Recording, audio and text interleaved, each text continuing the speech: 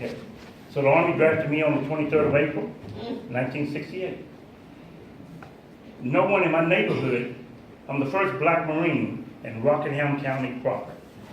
And there's a bunch of firsts. There's a bunch of firsts. There's a bunch of them. Because of time. Because of the times. And no one in my neighborhood, and my brother Chris and so many others can tell you, there were so many veterans in my neighborhood up front. Now, it's some things here. In my neighborhood, there were so many veterans. At 14 years old, there were World War I, World War II, Korea, and even a Vietnam veteran, okay, in that neighborhood. And I used to sit and listen to these guys all the time, including my father, who was a veteran. He was a veteran. And so I learned a lot from him, okay? But it didn't prepare me for the United States Marines, because no one had gone in the Marines. I felt it was going to be, well, boot camp was this and that, and I heard him talk and this sort of thing. And so fast forward to boot camp. And the gentleman back here, and Chris can tell you about this, my brother, when the bus pulled into Paris Island, South Carolina, okay, I was under the impression the guy was going to come on and say, gentlemen, follow me. We're going to go in here, we're going to get you set up so you can become a Marine. Okay? Sailors can curse, but not like drill instructors. Okay? And as he was cursing and people were coming off the bus and they looked like they had seen a ghost, because what in the world, that was one of the few times I said, what did I get myself into? So when I got off the bus and I went up past him, he's screaming, what are you looking at? And a few other words, okay? And I'm getting off the bus, I got tears in my eyes, and I'm saying, what did I do wrong? You join the Marines, that's the first thing they do. So anyway, he continued to curse, and everybody was out, was standing on these footprints, and all of my sand fleas are biting us on the ears. And they're eating. I'm telling you, they can bite. They got a body that big, in a way of speaking, and they got teeth that long. Okay. So anyway, so we got to go to boot camp, and during boot camp, I went through boot camp with the thought in mind of going to Vietnam. So why am I in Marine Corps boot camp if the Army drafted me on the 23rd of April? Because I decided I was going to go in the Marines. I didn't know that a lot of people in the neighborhood were jealous. I mean, just, who does he think he is going in the Marines? So and so. Nobody been in the Marines before. So I decided to go in the Marines. And a couple things happened. A day or two before the draft, a friend of mine and I, a white gentleman by the name of Ronnie Jenkins, went up to the draft office, and my grandmother said to me, because when I went to Richmond to take the test, everybody else was saying, man, I've taken aspirin, I've done everything in the world. When I go to take, I'm trying to fail this son of a gun. Right? I said, wait a minute, I'm going to Vietnam anyway, I'm joining the Marines. And so I told her that, prior to going up. Jenkins was later. I said, I'm going, the grandmother said, what do you think about doing? I said, I'm thinking about going in the Marines. She started crying. She had heard Marines are first in battle, so she started crying. And, and she got composed. She said, listen, go up. You received I received letters from the Air Force, Army, Navy, because I tried to make the highest score that I could. So they put me in a position where aviation, and I'm thinking jet mechanic. First thing I think about. So I go in, jets, so kind of like aviation. But I'm there to try to get to Vietnam. That is God's truth. Okay. So I go in, we talk to the recruiter, and he lays it down, just like they all can, make you feel like I'm ready to go. God and country, all of them, the whole bit. And so I go back home, and I'm at home and I'm washing dishes. I'm always doing something for my grandma, scrubbing the floor, washing dishes, doing something. And she came into the kitchen table and sat down. She said, okay, what did you find out? I said, I'm joining the Marines. And she started crying. Okay, she started crying. And I won't talk much about that. She started crying. And I've never seen anyone cry like that in my life. But when she finished, she said, okay, when are you leaving? Well, Jenkins and I was standing there, and he said, well, when do you want to go to boot camp? You want to go on buddy system? We said, yes. Okay, that'll be fine. Okay, now you can go at the end of the month, you know, a month from now, or you can go whenever. And I asked the question, well, when is the next bus leaving for a boot camp? He said, day after tomorrow. That was Thursday. This was Tuesday.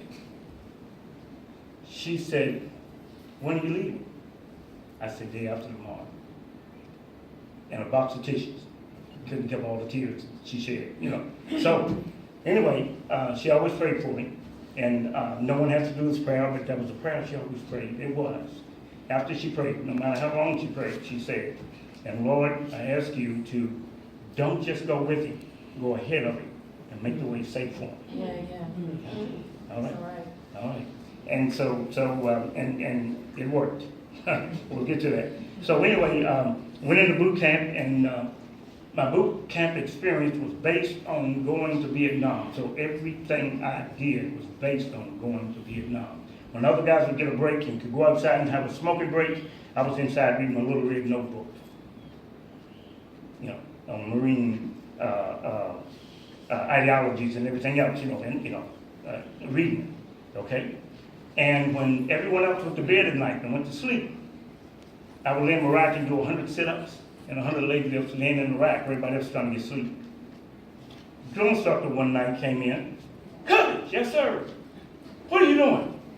Sir, the coverage exercises, sir. Go to bed. Go to sleep. Yes sir. Boom. I heard the door to his room close.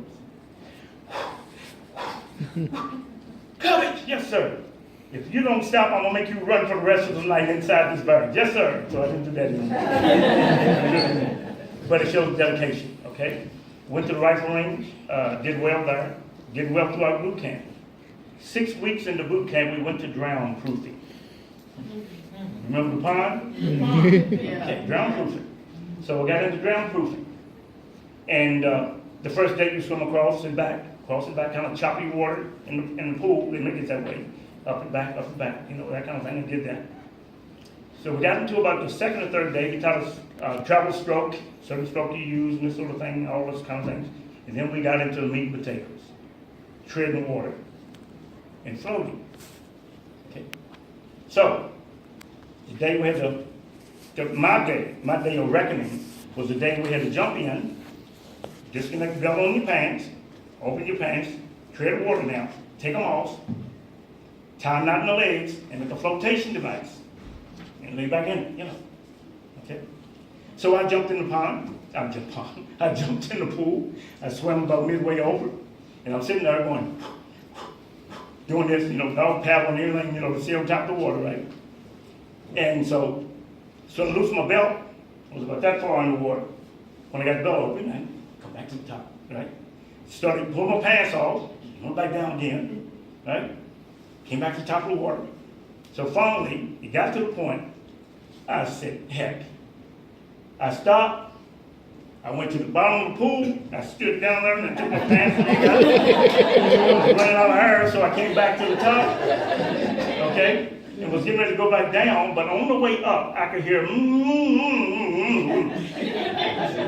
oh my God. And so I came to the top of the water, he said, what are you doing? That's not what he said, but he said, what are you doing? Okay? I said, sir, the pilot is trying to make a flotation device out of my pants. I'm trying to get them off. He said, come over here on the corner. So I go over and it's like, you know, I'm doing this, looking up at him, you know, my hands on top of him. He said, what are you doing? I said, sir, I can't float. He said, heck, son, everybody floats. I said, yes, sir. He said, all right, wait a minute, just finish taking your pants off. So I took my pants off, and I laid them up on the side here, and I'm sitting there looking up at him. He said, I want you to do a dead man's float. Put your chin on your chest, hands down by your side, and just relax, okay? Yes, sir. Zip to the bottom. But I got back in it. I sit on the bottom like this, and I'm going 1, 2, 3, 4, 5, 6, 7, 8, 9. And when I got to about 7, I'm hearing, come back to the top. He said, get out of the pool. Yes, sir. Just go down that end and let that man teach you how to float. Yes, sir. I go down. The water's about here, and I go down there and he's helping a couple other guys. He's telling them, well, you risk a week and you need to do so-and-so with your kick and so-and-so. And he said, what's your problem? I said, sir, I can't float. Everybody floats, son. Yes, sir. Yes, sir. So he said, okay. And the water was out here, so he said, get your arms out. Just relax. So I relaxed. And he said, now I want you to just lay back and relax. Okay? Your feet will come up and you will float. Yes, sir. So I lay back and I looked like Jesus on the cross when I hit the bottom. Okay? And I laid there, looking up. 1, 2, 3, 4, 5, 6. He said, son, you can't float. I said, no, sir. He said, okay, all right. So we had 2 or 3 days left in ground proofing. And to tell you how, and my brother back here, he didn't float well, but he knew how to dog paddle well. So he'd stay on top of water quite a while. But we both suffered from the same thing. So anyway, I remember, we got down to just about the last, and there were guys in there floating with an M14 around their necks. There's 7 pounds around their necks, and they're floating. Gentleman back here shaking his head, I think you can do it. All right. So when it was all said and done, the drill instructor came to me the last day. And first time he called me private coverage. Most of the time it was a vulgar word that he called you if you were a recruit in Park Solid. They called you a Marine the day you graduated, but not until. So anyway, he came over to me and I'm standing up on the side and he said, son, I hate to tell you this. 6 weeks in the boot camp. We're in boot camp 9 weeks. He said, you just lost the dress blues. I said, sir? He said, dress blues? He said, yeah. I'm sorry to tell you, you just lost honor man. Yes, how dedicated I was in the boot camp. 6 weeks in boot camp. And I was already up for honor man, not just up for it. They were planning on giving me honor man, but that's how disciplined I was. And I'm going to go through some of the things, okay? So I said, okay. So he did put me back into the rank, and I was always a squad leader. 2 weeks in the boot camp, I was a squad leader, and I never lost it. Except at that point, and I was also the guide when we were out there. I had become the platoon guide. And then he gave the guide to Ronnie Jenkins, the gentleman who went in with me, okay? And he became honor man of the platoon, okay? And to this day, and I always say it, not of jealousy or anything else, but since I didn't make it, I believe they looked at him, and he was a great Marine. He really was. They looked at him, and they said, okay, they deserve to take it back. So we brought it back there. He brought it. I can't take credit for him, but I do believe that it's what, because we had some guys who could do 500 push-ups, okay, who could do 60 pull-ups, okay, and was built like Arnold. Everybody knows Arnold, man, built like Arnold. Those guys were something. But overall, they didn't make the grade to be, So I was promoted out of boot camp. And may have been one of the first black Marines, possibly, were you promoted out of boot camp? Sir? Yes. Were you promoted out of boot camp? I was promoted out of boot camp. All right, then. Here we are. You're from Virginia? From Waynesboro. Waynesboro, Virginia. All right. How old are you? I'm 56. I was in the military for 30 years. All right, then. All right. I'm still new with this. All right. Well, I'm 69, and I was probably one of the first in the state of Virginia black Marine to be promoted out of boot camp. And so much for boot camp. So after boot camp, let's see. After boot camp, I went to Memphis, Tennessee. First, I went to ITR in North Carolina for an infantry training regiment. I went through it, did fine. The one notable thing I did there, besides training, was throwing the hand grenades.